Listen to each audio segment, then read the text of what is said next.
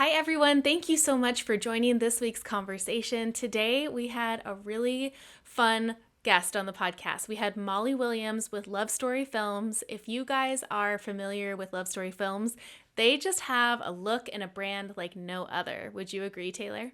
Oh yeah, they are definitely one of my favorites to follow on Instagram. If for no other reason than just to stalk their amazing cinematography and their signature style. Love it. Yeah, should I kind of even say that I feel like they almost have like a very like low-key cult following just with like the way like the shots that they do are unlike any other shots that I'm seeing cinematographers doing and just big fans over there. This is the Level Up Podcast. I'm Taylor Petrinovich, And I'm Kelly Gilster of 618 Studios. and we are on a mission to help filmmakers level up their businesses and their craft so they can make more and work less. We want to help you confidently take your business from mainstream to luxury, and it all starts right here.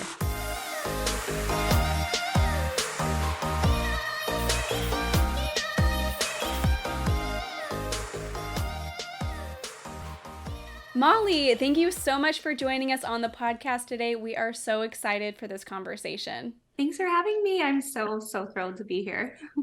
So, Molly, you're a fellow husband and wife team like myself. How long have you and your husband been in business together? So we founded Love Story Films 12 years ago, right after we actually got married ourselves. So that's kind of how our business was born, through our own wedding. Wow, we have a very similar story actually. No way. Yeah, we were married in June 2010, and then we shot our first wedding in August of 2010. And Oh then my. yeah, that's so Yep. funny. We loved the experience of like working with all of our vendors and realized how much we loved the wedding industry, and we dove in. So I that's love really that. cool. Did you guys have your own videographer for your wedding? So I was still in college. Actually, Paul was still in college too. We met in high school, like whole thing. Got married like our last year of college. We were babies, and then I was in the film department, so I was actually studying cinematography, and so we just like rented a couple of the new DSLRs that were shooting video at the time, like the Canon 70s. And then we had two friends of ours that were like in the film department with me. We're like, yeah, we'll shoot it and then give you all the raw footage. And then I edited it. And then yeah. Amazing. So literally similar situation for us. I went to school for broadcast journalism, and then I was like making documentaries. I got nominated for an Emmy. So in my mind, I was like, I'm working with all these talented people that can document my wedding. But when we got that footage back, my like whole heart was just like, and I don't know if this was like the same experience for you, but I was like, now I know the direction if I was going to tell a story where I would take it in terms of a wedding. So that's like exactly how we kind of approached weddings, from that like beginning launch pad, from the difference of having like documentary work. And then I was also in broadcast journalism. I worked for a few different news stations, from that like anchor mentality to now behind the scenes and like kind of telling that first person story. So yeah, I love that. That's so fun. So, fast forward 12 years, now we're sitting in 2023. I would love to talk a little bit about exactly that, about your approach to the wedding day, because Kelly and I were talking to you before we hit record, but we can always tell as soon as one of your videos on Instagram pops up. We don't even have to look at who posted it. We know it's you. You have such like a branded way about your creations and everything that you put out on social media. So we kind of wanted to get a little bit into your mindset and how you approach a wedding day or editorial work. But before that, can you just give us like a brief view of what your business looks like today? Like, how many weddings are you shooting? Where are you shooting? And if you are open to talking a little bit about pricing, we're trying to be a little bit more transparent in the I video love that. industry with that. I So totally agree. And I think that there's such a veil that people like to hold over their businesses and not really like dive in deep. And I know when we started 12 years ago, I mean, never in my wildest dreams would I think that we would be charging what we charge today. I mean, our primary market is destinations. So honing in on that and growing, I think people kind of think like, if you have something that's working, why fix it? But as we've like learned and grown through the industry, we just realized, you can grow and you can absorb like new ways on how to film and approach a wedding, and especially in the luxury market. Um, in terms of storytelling, we've really changed our outlook. So I guess as of now, like when we first started our business, it was just my husband and I, Luke and I, and kind of going back, like I had this whole background in broadcast journalism and documentary work, and that was kind of my mindset approaching weddings. As we've grown, well, and Luke graduated from school in aviation management, so he was piloting helicopters, and that really fit well with the with piloting, like doing all the drone work and everything. So that worked out really, really well for us. But as we started to grow our brand and grow like the vision of where I saw love story films growing, and also incorporating our family into it, we knew we needed help. And I think like the larger scale, the larger caliber of wedding that we're now at now, it's not a two-person team. And so I don't ever want anybody on our social media to be like, wow, that was just Luke and Molly that captured that. Like, no, we bring in personal assistants. So I have one here with me in my home right now that, comes in to office every day with me. And we're strategically pumping out content that I think will not only like mimic what the luxury market is at right now, but where I can see it going. So we're trying to like set trends. We're trying to push the envelope to something that hasn't been created before. And a lot of those conversations honestly come early on with our couples, because I think when they first initially inquire, typically it's through a planner, but when they're first drawn to our work, they're like, wow, how are they getting these shots? How are they able to set up that dedicated time to make this happen? So on the back end, I'm really spending a lot of time with our couples, developing out that story and that shot that will literally transcend their film to something special that hasn't been seen before. A lot of the work that we're seeing is backdrops. Like Jose Villa is really, he's amazing. He's really opened my eyes to that whole backdrop aesthetic on a wedding that we worked with him. And I'm like, I love that. But in terms of cinematography, it doesn't really transcend well on film. So how do we take this approach but make it approachable in terms of movement and capturing? So working with this couple, is like, if we lay out two massive backdrops, which were special order, again, this was done months prior because you have to get all the elements correct and set, getting all those elements in that we knew that we could document and get set up, and also bringing the team in to set that shot up for them. We already knew, you know, aesthetically what we were going to capture, but how do we now bring this to fruition? So I knew that we needed at least two assistants. I knew that we needed a third shooter, just because while we're setting the shot up, cocktail hours happening. And these are huge production events, to where now we're kind of seeing like the lure of having a team come in, like 5 to 6 people on our team, and not necessarily be in the way or be with our couples all day, but they each have like an individualized role. Like we have my personal assistant who's with the bride all day, really like detail. All she's doing really is providing her water, providing her snacks. Like if she's like, I forgot my lip kit, she's running to go get that. Because so many times that we've seen, even on these like $1 million weddings, the planner's assistants are busy. They're running, doing something for the planner. So what I saw was this lull that we needed to fill, that would not only elevate their experience with us, but just their overall vibe of the entire wedding, and make our job more easy. I feel like luxury weddings are easier in terms of, the production and the quality of what you're shooting, but making it easier on yourself and your team, instead of like at the end of the day being exhausted, you're still like ready to go at midnight for the firework exit. So we've really, kind of going back to the original question, we've really like changed our approach from day one to where we are now, in terms of outsourcing and needing that additional help in order to execute the level of cinematography that we're at now. Hopefully that answered it. That was No, a my long, mind is I know. blown. I love it. Oh my gosh. I love the level of planning and communication, and maybe not like storyboarding, but like kind of storyboarding and like figuring out what you want the end product to look like and taking like the reverse action of like what you need to put in place in order to successfully execute that. I think that is absolutely brilliant and like really not seen that much in the wedding video world. And I do hope that that is kind of like the direction that especially those in like the luxury space that we can take things in, is like the reason why we can charge more is because we're putting more time and effort, energy, and thought into what we're producing. And the way you're doing it, I think, is brilliant.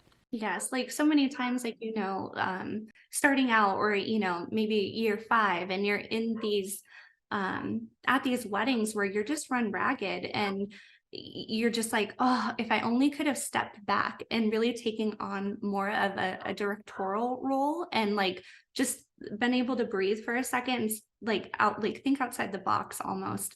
And so for me, like I'm more so the one that's like kind of envisioning these scenes where I was like telling Luke, okay, babe, like I want, this drone shot pivoted in from this angle. The couple is going to be like running through the orchard this way. I want to hit it. And then I want you to like pivot dip through this. So like I was directing him while I'm also directing the couple. So it's almost like direction on direction where he's filming and I'm just talking to the couple. So I'm really that buffer of like helping them through the movement of like wiping like a piece of hair like out of her eye, and Luke's got the macro camera like literally focused on like her eyelashes down to like the hair strands. So it's really like directing on directing, but as the scale got larger it was like, okay, both of us could be doing these roles, we just need more help, we need people. And I think it really started when we worked with Jose. We started working with some of these luxury wedding planners. I mean, we know they're bringing in teams that are 25 people plus, and even the photography teams are just so enormous. They're bringing in all these people and not intrusive in any way. They just have people for everything. And I thought if they can do that, why aren't we? Like that would just help so much in being able to communicate with our couples, communicate with the planner. Like that allows me the breathing room to be like, hey, like, we need additional floral for this shot, or we need, the bride's hair clip or something. And being able to send our assistant to just go get that. Um, it's really, really transformed our storytelling and our just ability to capture more on the wedding day for our clients. So Yeah, that's so smart. Yeah, because there's so many times where it's like, oh man, I wish I could have this lens with me, but like maybe I don't have the time to like go back and run and go get that. And so then maybe you just kind of fall into like, well, it would have been nice, but we don't really have time for it. But like if you did have that person who's, delegated to go out and going that, you can, run out there, go grab that lens. Okay, great. Like now I'm more of like an artist rather than just like a starving artist where we're just yes, depleted through the day trying to be pulled in 16 different directions absolutely. throughout the wedding day. So yeah, that just, I'm sure that just serves your guys' couple so much so Yes, much better. yes. And it's really like our wedding on Sunday. It's just really neat to hear when we're saying our goodbyes, just how thankful they are.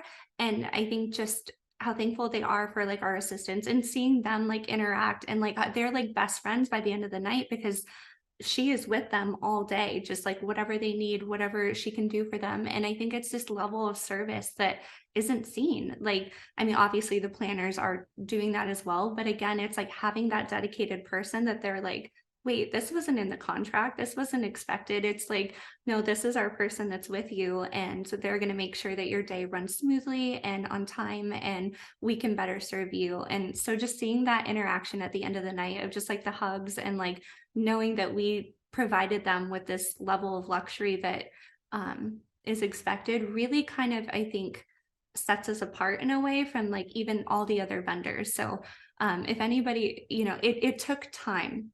And I'm not saying like go out and hire somebody right now. If you're not in that charging bracket to do so, definitely don't run yourself into the ground. But the flip side of that, if you have a client that you're like, this client is gorgeous, they have all the bells and whistles, this could be something, invest in yourself, invest in your business, get that extra help, blow that wedding out of the water and show them like what it could be, because that review, getting in great, and then producing that final epic content that people are like, when did you have the time to do this? When did you have the time to like be 6 different places at once? just adding that little bit of investment into your business on that front end will pay off tenfold on that back end. And like you said, like when you're scrolling through Instagram, like there's love story films, like because we've set up in such a way that we now it's like a fine-tuned machine. So when I get back, I'm like, okay, Michaela, like my personal assistant, I'm like, here you go. Here's the footage. Like, this is what I'm going to be pumping out this day. I already have like the files pulled for her. So she's the one who's like running the social media. I mean, I'm helping obviously with it, but I'm like, here you go. Like, you're going to be pumping this out. I want you to do all the behind the scenes work. And that's something else as well. I'm sorry, I could go 10 different directions with adding all this help, but on the wedding day as well, when you have that dedicated personal assistant or whoever it might be, the third shooter, fourth shooter that you might bring on, having them be able to capture that content for social media has single-handedly elevated us and gotten us in front of so many eyes so quickly that by the time the wedding's over, people are already like, where's her dress from? What's going on? Like, I can't wait for you to post it. I've already seen so much that they know that the content that's going to come from it is just going to be jaw dropping. So getting those stories out quickly, and I mean using the color grading, using Illuminlets on my phone, like Michaela's like well versed in this, so she's color grading behind the scenes footage, but it doesn't look identical, but it looks pretty much our standard color grade to what we're going to post. Having them see that in real time as the wedding's progressing, not only are people already stalking the bride, she's resharing it. It's already funneling them back to your business. So being able to funnel that almost like in a big circle back to you, it's priceless. And I think attracting those new brides, and especially when you're in this like niche of luxury and there's 5 or 10 videographers in this like realm, how do you stand out? How do you make yourself a little bit like above the edge and putting yourself out there first, if that makes sense? So we've really found that to be beneficial and helpful, especially over the last year. That's really cool. Yeah, so many little great bits of knowledge that you just dropped. And I kind of wanted to also just kind of go back to you kind of saying, like, hey, like, if you guys don't have like the budgets for, assistant or a behind the scenes person or whatever, like, either you're going to make the choice to invest in it because you think it's something, or, you just kind of make it work with what you have, which is totally fine. Do you have the same team for each collection, or kind of how do your collections work? So really, when we're quoting them, I'm only quoting them for 2 cinematographers. So we now have 6 cinematographers on our team that's taken the last 3 years to really curate and find the right people, and find that right match. So with each collection that they book, they get a husband and wife team, which again took Mm. a lot of time to find those right couples that we felt like were pushing their business. But the thing about that though, and when we were trying to find the right people, we didn't need another company to come in and be like, I'm going to learn from you and then beat it. Like basically, bye, we learned everything. Now we're going to go try and use this. Because I think we've spent so long in this industry and like building our brand that we're getting these inquiries where they're not necessarily getting them, but they're compensated in a way that allows them the freedom to take these weddings, make a heck of a lot of money quickly, and then just move on and be able to go home to their families. So taking care of our employees, I think, is just the number one thing that I really like strive for. But going back to the original question, when our couples inquire, the planners inquire, they're only quoted for that husband and wife team. So that's all that they're getting. And then obviously all the equipment. And then really from there, it goes from like 8-hour packages. We really curate each collection to what they're needing. Like we have a wedding in Paris coming up and they needed 3 days of coverage.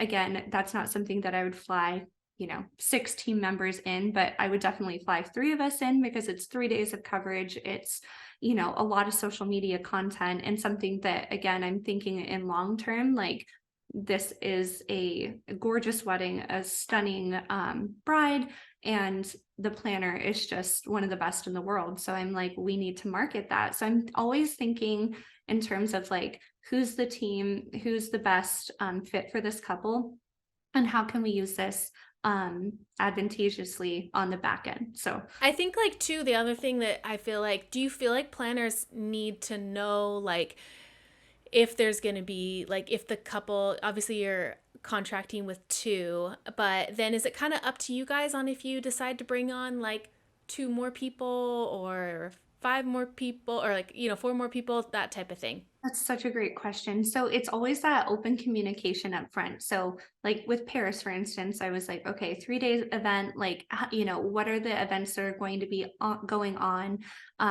Obviously already I'm thinking, okay, we need a personal assistant for that to be with the bride. We're gonna, or with us, whatever. She plays so many roles that I'm like, we might need her to be running to get lenses. The bride might need her, and or X, Y, and Z. But just kind of talking with the planner through the events that are going to be happening. Like, again, so many times in this luxury world, they'll be having like a carnival going on. And then on the other end, we're doing bridal portraits, and like being able to have somebody at both to really blow both out of the water. Like, we need a drone shot for both of those. So having that other drone cinematographer covering the carnival, like going on, versus us being with two hands-on people with the couple during that bridal portrait really like set us apart. So we're not feeling like, well, one of us has to go this way, one of us has to go that way. Who's the better fit for which, like, coverage, and feeling torn. So typically when we get these inquiries of these, luxury weddings, I already go in kind of like knowing, okay, this is the details that they told me, this is the coverage. So I'm already building in that price. The planners don't necessarily need to know. Like, I want them just to know you're getting two cinematographers no matter what, husband and wife, we're there. They feel like we're better serving their clients and them when we say, we're going to bring four people. And they're like, what's the addition? I'm like, nothing. I've already built that in. So they feel like we're just adding more value because their clients feel taken care of. They feel taken care of because not only are we getting that behind the scenes and that additional content, they are on the back end as well. So us pushing this out, me creating, or not me, Michaela creating, like our personal assistant, creating that Dropbox folder, sending out all those behind the scenes that night. They're like, oh my gosh, right there. So they're able to take that content, create their own reel, create, a TikTok or whatever they feel most advantageous for their business. It's almost like setting this standard that they're like, they took care of us in a way that was unexpected, but they're so grateful for that additional, coverage and just people being there. So I think that like one thing though, I think it would be really like important I think for you to speak on is that yes, you have this super established brand and you guys are so like who is your ideal client? Like who is a Love Story Films bride and groom? What do they value? Like you guys have more of a directional approach. Like I mean, I look through some of your shots and I'm like, "Oh my gosh, that drone shot." Like as a cinematographer, you're like, that drone shot took, 15 minutes to set up and get everything all together. So, whereas like some other cinematographers, they may brand themselves in a totally different way to where their bride and groom is more of like a yeah, I just like want you to be a fly on the wall. I want like a low profile. Where with your clients, it seems like they really appreciate and like look forward to lots of helping hands and like more production throughout the day, more direction throughout the day. Do you feel like you've been able to capture your brides and grooms? How would you say you capture them? I would absolutely. So I think that this is ever evolving, because to say that like this one person is our ideal bride would be basically limiting the future. You know what I mean? So like if you might be after this like certain bride and idea and goals and like everything you're wanting to represent, but I'm more so thinking 2 years from now. Like, who would I be going 2 years from now? I know that like my style, even like the way I dress, my home decor, like what I drive, has evolved so much over the last year or 2 years that I would never want to pigeonhole us into one bride or one brand. So it's always thinking a year in advance or 2 years in advance. Like, where do I see the evolution of Love Story Films going? And so kind of going back into it, bringing in all these other cinematographers, bringing in a personal assistant, I just saw this need for, if we had additional help, that would further help our brides, that would further help the whole team that's coming together to serve our clients. As of right now, like sitting, what is this, March 1st? As of March 1st, right now, I would say that our ideal bride is somebody that values art, values modernism, values that avant-garde thinking, and not really limiting themselves to a traditional wedding. I think when you think wedding, you think wedding vows, you think writing love notes, you think just everything that's like a traditional wedding film should be. I want to think outside of those lines and like how we can incorporate some unique element that really sets them apart from, all the other bridesmaids that are in their wedding films. So like how can we elevate their story to a way that is uniquely their own? So with each client now, I'm really working hard to find that unique element that will set their film apart. And again, it makes it more fun for us. Like if we're just shooting the same thing and the same luxury, I mean, it's all beautiful at this level. Everything's just beautiful and, so well done and put together. But you go home and you're like unfulfilled, or at least I sometimes feel like that was the same day, the same story, the same thing, and it's like the same edit, like, over, and I found myself in that cycle of editing 5 years ago. I was just like, I'm going crazy. I'm bored. I don't feel fulfilled. I want to be able to tell something that stands apart from each other. So finding that right blend of, client and storytelling and different perspective was kind of like how I approach it now. And surely, like the minute that I kind of changed my approach of like what's their unique element and started pushing these elements, I mean, honestly, it started with educational workshops. Like we would go in there, we would be speaking on a bunch of different topics, and then we would be filming these like fine art films. And it was like finding those like niche moments of like, this is the moment that like transcended everything, posting that to Instagram, and brides were gravitating towards that. And I saw it instantly, like, okay, they really love this unique artistic element that the rest was beautiful. I mean, everybody loves, a beautiful story, card reading and everything like that. But it's almost like anybody can do that. The guy down the road, and I mean, we have so many cinematographers in Arizona. Anybody could shoot that, and they're all everyone's so talented these days. I mean, you could shoot that on your iPhone, for instance. I mean, and it'll look beautiful.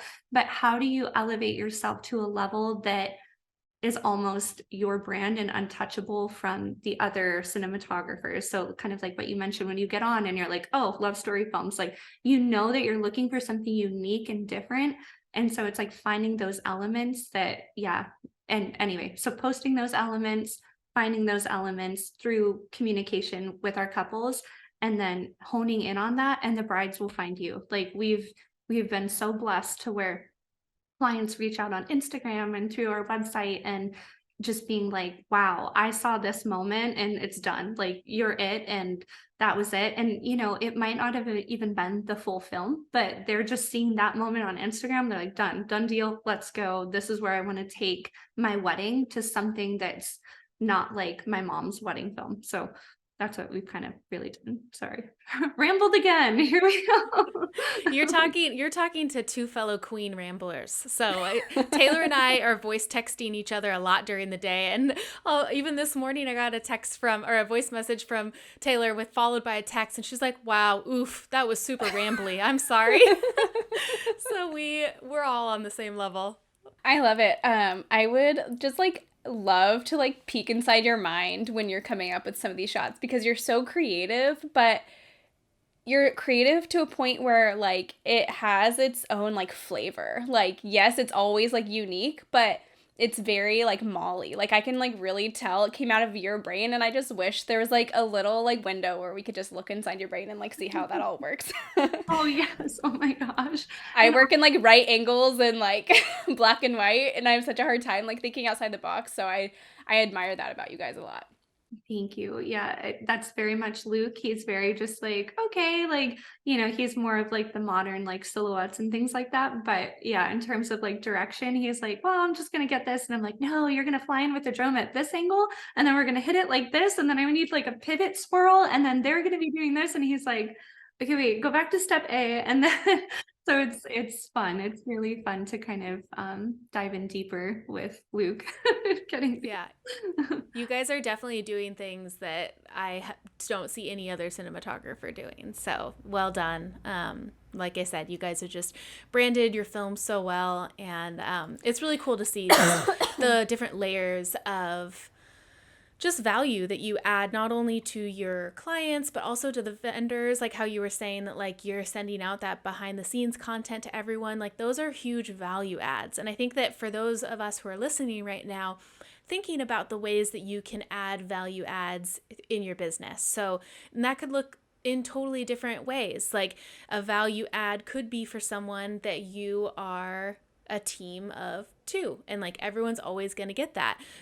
For like Molly's brand, they have multiple teams, but they're adding value adds in the behind the scenes content or just taking care of their clients in a different way on the wedding day. So just finding what works with where you want to take your business. And I don't think there's a wrong way to do it. We've said many times here on the podcast that there's many different roads that lead to success.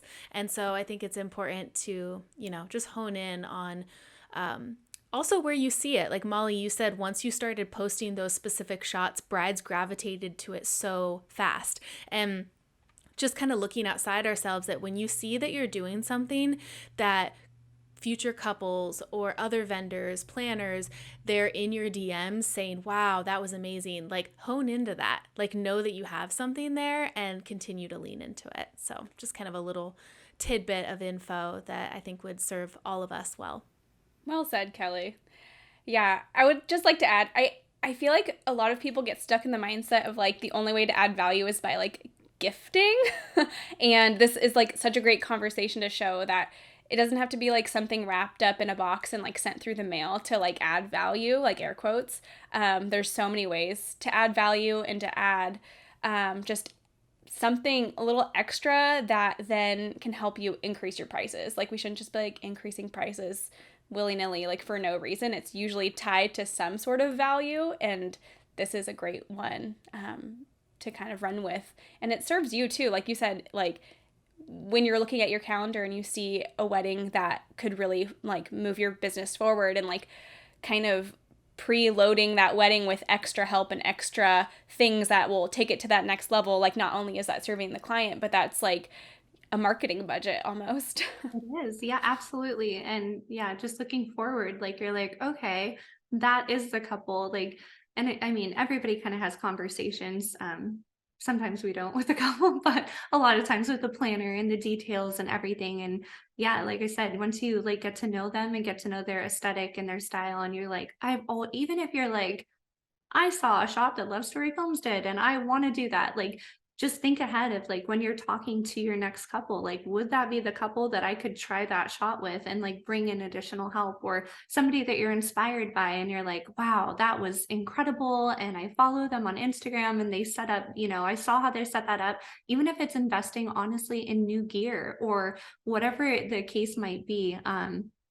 Really just anything to set your part or set your business apart from the rest in this like already crowded industry helps a lot. That's very true. So now looking forward into, you're always 2 years ahead. Do you feel like when you're shifting your business in that way, because I think that a lot of us can see like different shifts in the market coming a lot of times before the client does. So things that the clients are coming to us saying like, I love this, I want this, but we're kind of seeing that like fading away. We're seeing it like moving out of style. Going back to, you were saying like maybe this could be the couple that you try out something new in your business. I think we've all kind of had like couples where you go into the wedding day and you maybe have some preconceived ideas on how the wedding day is going to go. And then, the reality is it's a live event. So things change, or you weren't able to really you weren't able to set aside time for those specific shots. Like, from your perspective, Molly, like how do you set aside time for that? Or how do you like feel out the client to see how adventurous they are or how much they maybe don't want as much direction? Like, how do you kind of find that line? So I think communication is key. I cannot stress this enough between like communicating with the team that we have, communicating with our clients, communicating with the photographer, and communicating with your planner. Keeping those open lines of communication on the day is single-handedly the number one tip that I could tell anybody. Having everybody on a single text, like that's something that my personal assistant sets up before we head into that wedding. Being able just to have that open line, and granted, she's the one texting them, but I'm like, hey, Michaela, like we're running behind here. Like we're gonna have to pivot a little bit, the photographer being on the same page.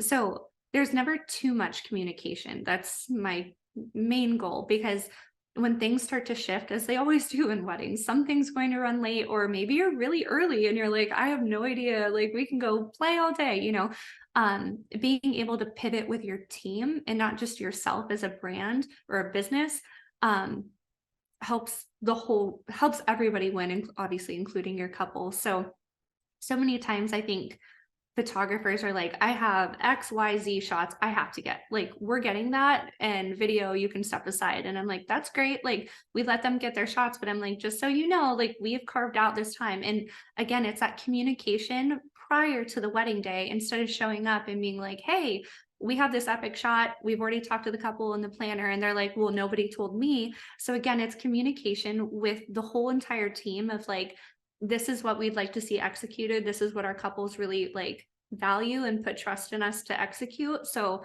whatever we need to do timeline wise, let's make this happen. So as things start to shift, we're like, okay, where can we pivot on that wedding day so everyone's in unison? Because when you have one of the wheels fall off of this moving cart, the rest of it's going to be bumpy, and the couples feel that. So again, just kind of bringing it full circle again, bringing in, your team, and like being like, okay, it's okay because we have 3 cinematographers with us right now. So sending somebody off to cover cocktail hour when us 2 were originally supposed to be there, for instance, and then being able to take that couple for that additional 15 minutes, or having our assistant roll out um, the flat lays or whatever it might be, or just being able to have them like clean up. I mean, honestly, I think a lot of it is like the schlepping and the maneuvering and going from scene to scene to scene, because you have different sets that you're really moving through within the wedding day. So having those people on hand to like,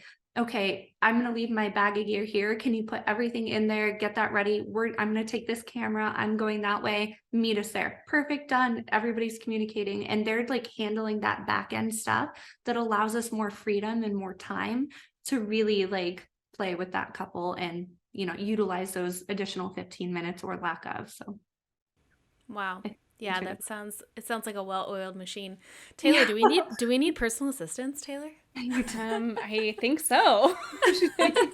I know. I feel like I'm like, that's all my talk has been about, but it really like has transformed. I mean, the key takeaway is like, it takes a village. Like, as you both know as moms, like I think when I have a 9-year-old and a 7-year-old, and I learned very early on, I can't be a successful business owner and a successful mom and a successful wife and a successful homeowner. I can't wear all these hats.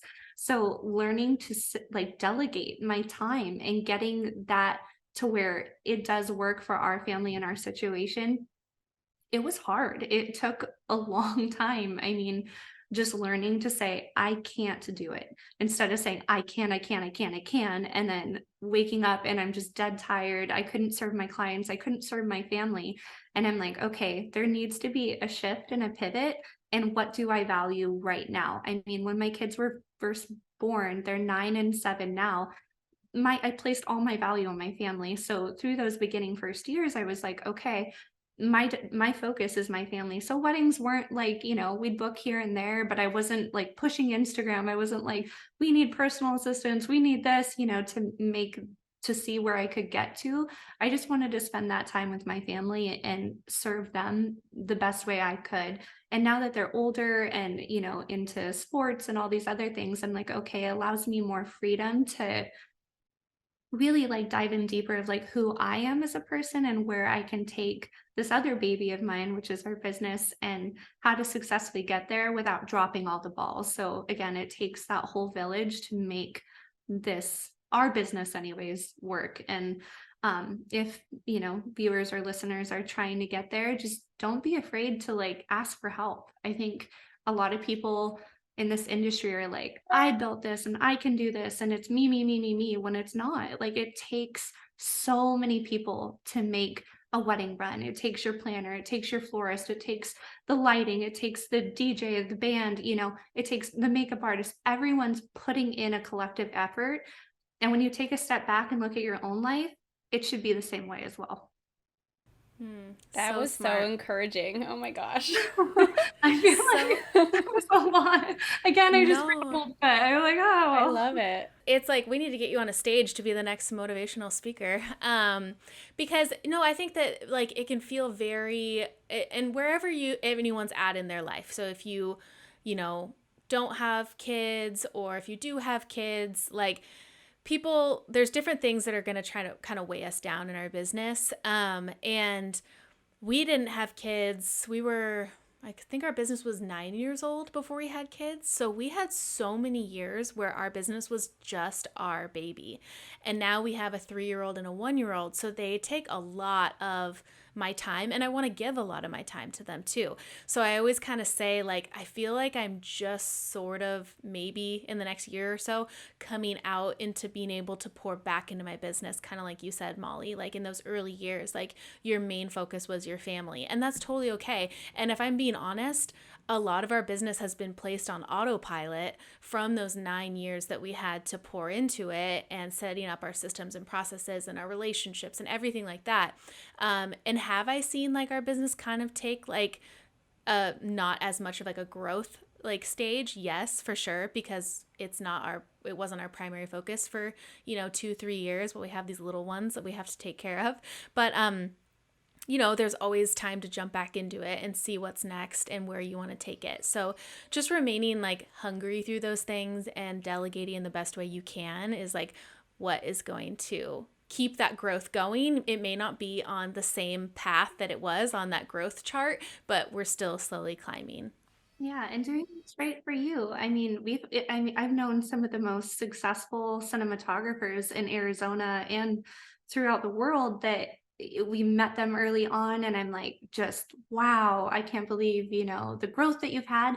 And now they're out of the game. Like, so I think everybody's perception of success is just so different. It might be like cinematography, that might be like your main goal, or it might be your family, or whatever that might be in that chapter of your life, like go for it. But yeah, just honing in true to yourself and your family, and or your dog, whatever it might be, like just making sure that you have your mind right, I think is so beneficial in this industry, and in every facet of your life, and within, especially the way, I mean, I know I've hit on social media and like having this personal assistant pump out all this stuff, and everybody's like, oh, and it's exciting. It looks beautiful, and people DM me all the time like, wow, you live this life of luxury and travel, and oh my gosh, I'm just like, how do you get there, et cetera, et cetera. They don't realize that a lot of it is social media. It is a facade. Like, you don't see me when I'm like, oh my gosh, my hair's in a bun and I'm just, scrubbing our kitchen floor. Like, it's not all perfect. And I think if anybody claims it is, it's not. So just really like stay true to that, and know that you might take 3 steps forward, 2 steps back, 1 step forward, 3 steps back. It's just continual growth and working on yourself and your business and your life that I think will really help pursue your growth in the long run. Yeah, I feel like we're just talking about so many like real life things right now too. Like, yes, we're talking about business stuff, but just real life stuff. And like, I think anyone who's watching or listening, like, and this is speaking directly to you, like, just know that like we're here. All of us are here. We go into those peaks and valleys, and Instagram and social media, it's all a highlight reel. So don't compare yourself to what other people have going on. We all are all in the same boat. So. Thank you for joining us in this conversation. If you enjoyed this episode, please help us reach more filmmakers just like you by taking a screenshot and sharing it on social media. Don't forget to tag us at The Level Up Co. And join us again next week, same time, same place, as we continue to level up the industry together.